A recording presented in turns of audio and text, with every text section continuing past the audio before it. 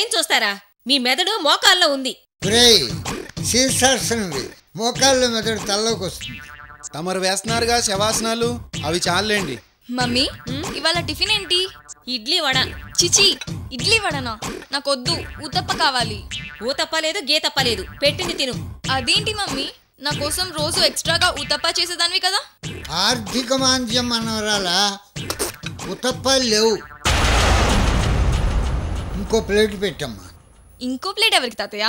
అవును మామయ్య, ఎవరికి ఇంకో ప్లేటు? అమృతకి.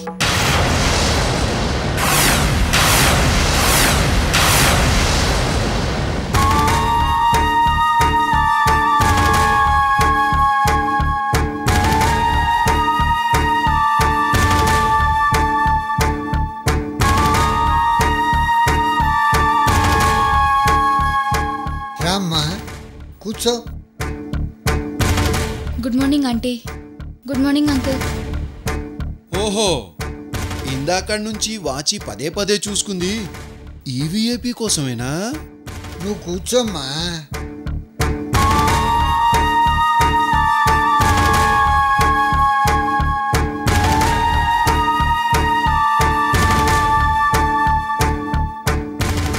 ఏమిటి ఆలోచిస్తున్నావు? నేను చెబుతున్నాగా, కూర్చో.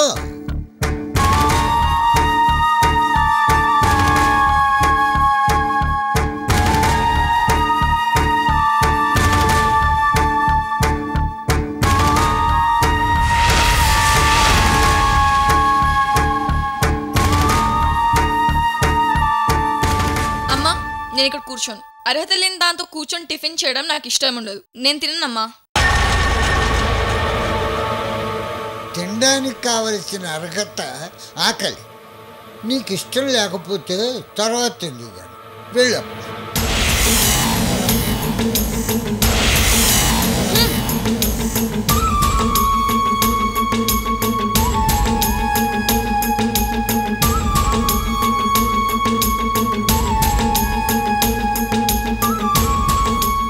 టిఫిన్ పెట్టమ్మా.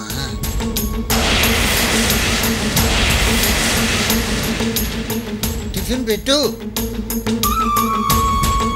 అమ్మాయి, నీకే చెప్పేది, అమృతకి టిఫిన్ పెట్టు.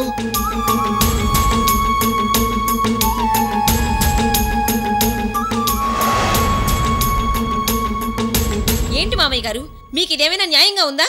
టిఫిన్ ముందు కూర్చున్న సొంత మనవరాల్ని ఎగసేకం చేసి పంపించేశారు.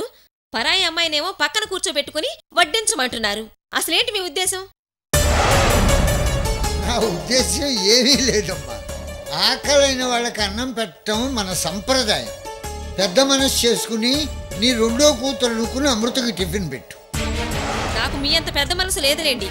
అయినా కోడలుగా ఈ ఇంటికొచ్చింది మీకు మీ కుటుంబానికి వండి పెట్టడానికి గాని ఇలాంటి దారిని పోయే దానమ్మలకు కాదు నేను వండి పెట్టేది. సూపర్.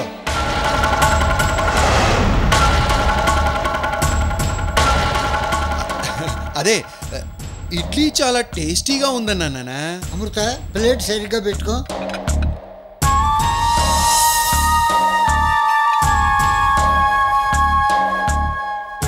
తినమ్మా, తిను.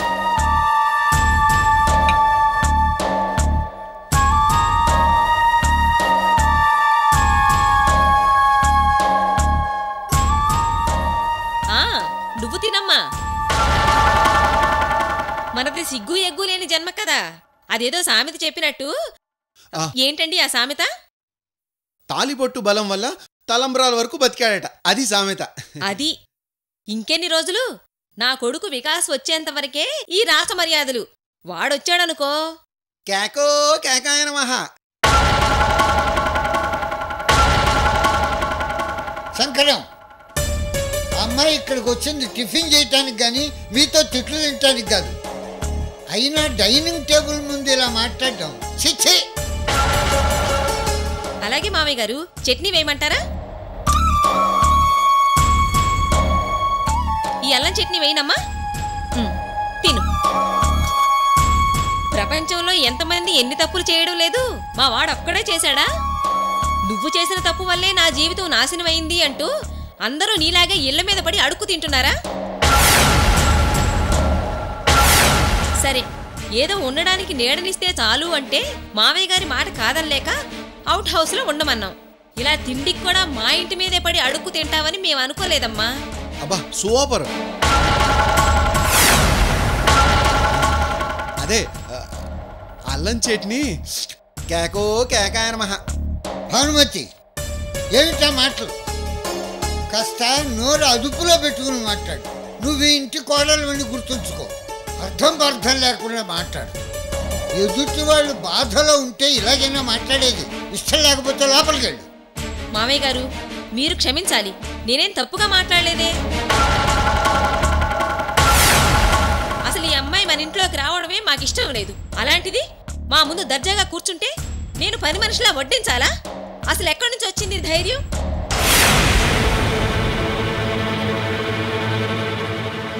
అయినా పిలవగానే డైరెక్ట్గా వచ్చి సిగ్గు శరం లేకుండా వచ్చి కూర్చొని తినేయడమేనా? భానుమతి, మాట్లాడింది చాలు.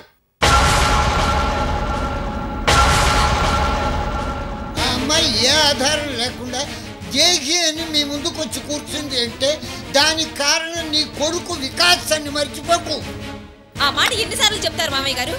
ఏ మా వాడేమన్నా ఈ అమ్మాయి ప్రాణం తీశాడా, మానం తీశాడా? ఎలా వచ్చి మా మీద ఆధారపడడానికి? చెప్పండి మామయ్య గారు. మీరేదో కోర్టు పోలీసులు అని భయపెట్టేస్తే భయపడి ఇంట్లోకి రానిచ్చామని అనుకోకండి.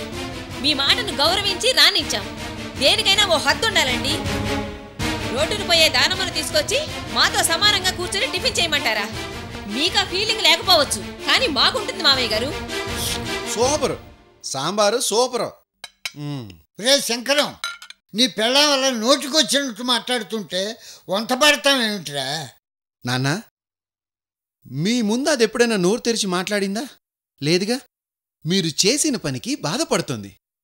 అయినా తను మాట్లాడిన దాంట్లో తప్పే ఉంది? ఉన్నమాటేగా అంది.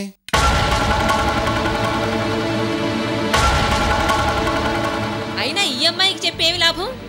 తనని కన్నా అమ్మా నాన్నలకు సిగ్గు లేదండి. వయసు వచ్చిన ఆడపిల్లని ఊరి మీదకి తోసేశారంటే కూతురి మీద ఎంత నమ్మకమో.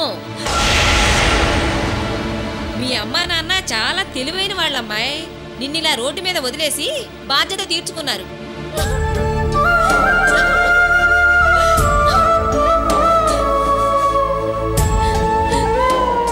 చదివించడానికి పెళ్లి చేయటానికి స్తోమత ఉండదు.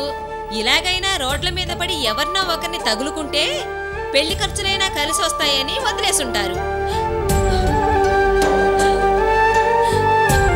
నీ మీద ఎంత నమ్మకం ఉంటే ఇలా వదిలేస్తారు? అసలు వాళ్ళకు లేదు మర్యాద. అలాంటి తల్లిదండ్రుల్ని చెప్పు తీసుకుని కొట్టాలి.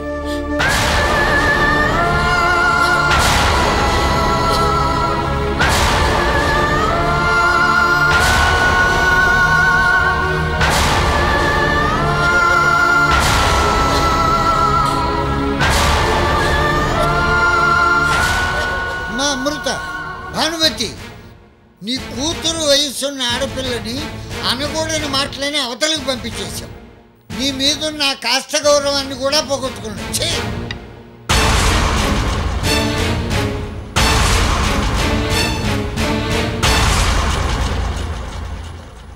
బాను, ఏమిటే నాన్నగారి ముందు అలా రెచ్చిపోయి మాట్లాడావు?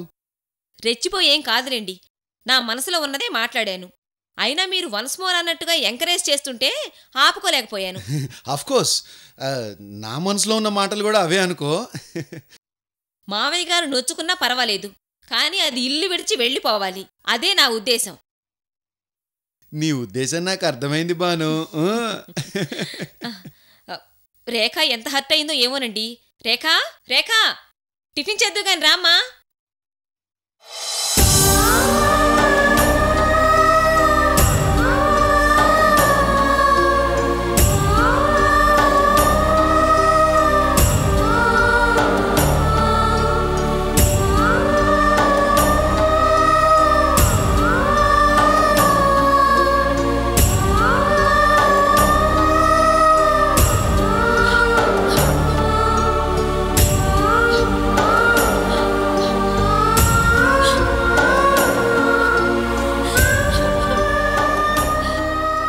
ఎందుకమ్మా ఏడుస్తున్నావు?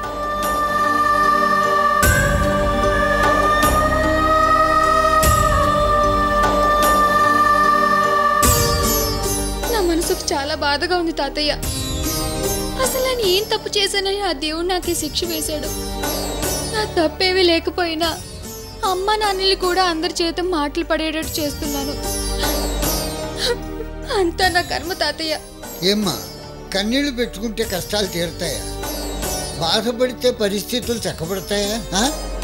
నాకు మా అమ్మ నాన్న అంటే చాలా ఇష్టం తాతయ్య.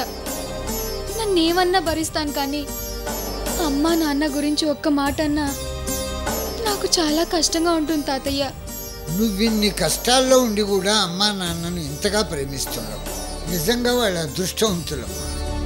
కానీ నిన్ను ఇలా దూరం చేసుకోవడం వాళ్ళ దురదృష్టం. ఆడపిల్ల కష్ట సుఖాల్ని తల్లిదండ్రులు కడుపులో పెట్టుకుని చూసుకోవాలి. అలాంటి వాళ్ళే అపార్థాలు చేసుకుని నిన్ను కష్టాలు పాలు చేశారు.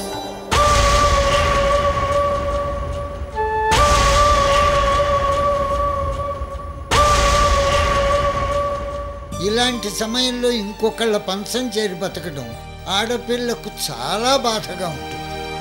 నీ బాధను నేను అర్థం చేసుకోగలను.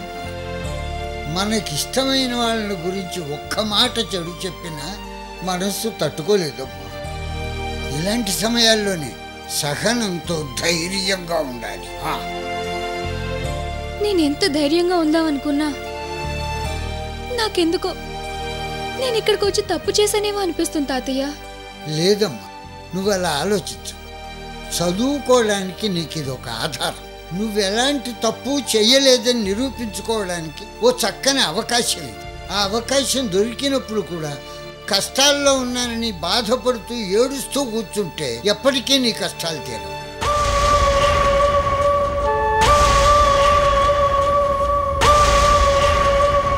ఒకప్పుడు మీ నాన్న ఆశయం కోసం బాగా చదవాలనుకున్నావు, కానీ ఇప్పుడు మీ నాన్న కోసమే కాదు, నీ మీద పడిన నింద నిజం కాదు అని నిరూపించుకోవడం కోసం బాగా బాగా చదవాలి.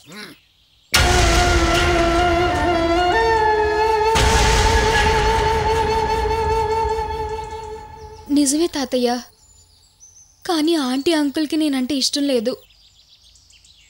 వాళ్ళని ఎదిరించి వాళ్ళ గురించి ఆలోచించకమ్మా.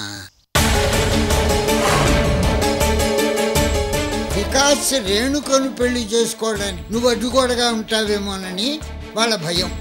నిన్ను బాధ పెడితే వెళ్ళిపోదావు కదా అని వాళ్ళట మాట్లాడారు. మనం బాధపడుతుంటే బాధ పెట్టడానికి నా కొడుకు కోడలే కాదు, రోజుకు 100 మంది రెడీగా ఉంటారు. ఈ బాధలు కష్టాలు ఒక నది లాంటివి. నది ఎక్కడో ఒక చోట పుట్టినట్టే ఈ బాధలు పుడతాయి. నది పోను పోను విశాలమవుతుంది, బాధలు అంతే. నదికి డ్యామ్ అనే అడ్డుకట్ట కట్టి సిరులు పండిస్తాం. అట్లాగే ఈ బాధలు కూడా ఎక్కడో ఒక చోట ఫుల్ స్టాప్ పెట్టి సంతోషం అనే సిరుల్ని సాధించుకోవాలి. జీవితం అంటే ఇదేనమ్మా. చదువుకున్న దానివి, అర్థం చేసుకుంటావు అనుకుంటా. తాతయ్య, మీ మాటలు నాకు కొండంత బలాన్ని ఇచ్చాయి. మీరిచ్చిన ఈ ధైర్యాన్ని గుండెల్లో నింపుకుంటాను. నా గమ్యం చేరేంత వరకు గుర్తుపెట్టుకుంటాను తాతయ్య. శబ్బాస్, ఆ స్పోర్టివ్నెస్ నీలో కలగాలని ఇంతసేపు మాట్లాడాను. థ్యాంక్స్ తాతయ్య, థ్యాంక్ యూ వెరీ మచ్. నువ్వు వింటానంటే నీకు అమ్మాయిని గురించి చెప్తాను. చెప్పండి తాతయ్య. ఆ అమ్మాయి పేరు అనురాధ. ఆమె సినిమా హీరోయిన్ కాదు, సెలబ్రిటీ కాదు, పొలిటీషియన్ అంతకన్నా కాదు. నీలాంటి మామూలు మధ్య తరగతి అమ్మాయి. 1996లో తండ్రి ఆశయం నెరవేర్చాలని, గొప్పగా చదువుకోవాలని కలలు కని యూనివర్సిటీకి వచ్చింది. కానీ ఓ ఉన్మాది ప్రేమించలేదని ఆ అమ్మాయి మీద యాసిడ్ పోశాడు. ఆమె కలల్ని కళ్ళ చేశాడు. ఆమె జీవితం సర్వనాశనం అయింది.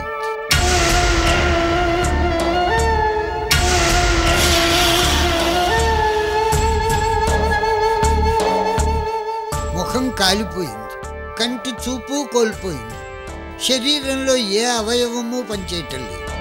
కానీ 14 సంవత్సరాలు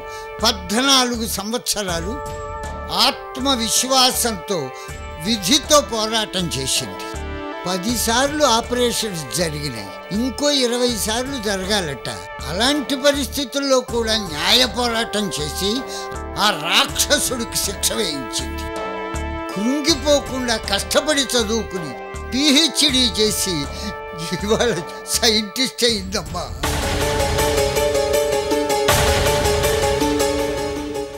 అదమ్మా ఆత్మవిశ్వాసం అంటే, అదమ్మా గుండె ధైర్యం అంటే.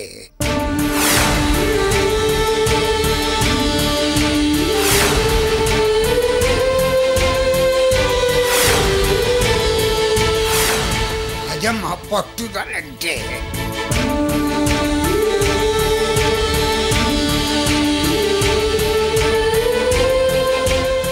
విధి మనల్ని ఓడిస్తుందేమో గాని మన ఆత్మవిశ్వాసాన్ని ఓడించలేదు. మన గెలుపుని ఎప్పుడూ ఆపలేదు. ప్రతి కష్టంలోనూ ఒక పాఠం ఉంటుంది, ప్రతి బాధలోనూ ఒక అర్థం ఉంటుంది. అర్థం చేసుకుని ముందడుగు వేయి.